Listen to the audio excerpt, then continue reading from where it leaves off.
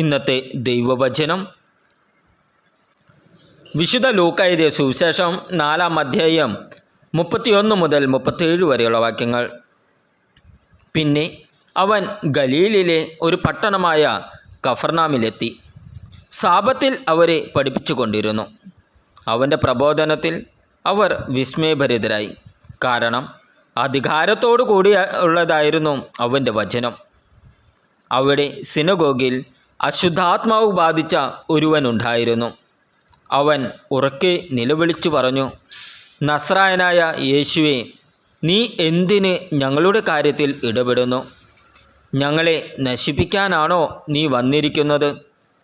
നീ ആരാണെന്ന് എനിക്കറിയാം, ദൈവത്തിൻ്റെ പരിശുദ്ധൻ. യേശു അവനെ ശാസിച്ചു പറഞ്ഞു, മിണ്ടരുത്, അവന് വിട്ടുപോകൂ. ആ പിശാച് ഉപദ്രവവും ഒന്നും വരുത്താതെ എല്ലാവരുടെയും നടുവിലേക്ക് അവനെ തള്ളിയിട്ടതിനു ശേഷം അവിടം വിട്ടുപോയി. എല്ലാവരും അത്ഭുതപ്പെട്ട് പരസ്പരം പറഞ്ഞു, എന്തൊരു വചനമാണിത്!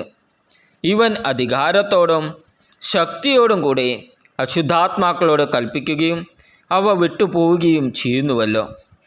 അവൻ്റെ കീർത്തി സമീപ പ്രദേശങ്ങളിലെങ്ങും വ്യാപിച്ചു. നമ്മുടെ കർത്താവായ ഈശോ മിശിഹായ്ക്ക് സ്തുതി.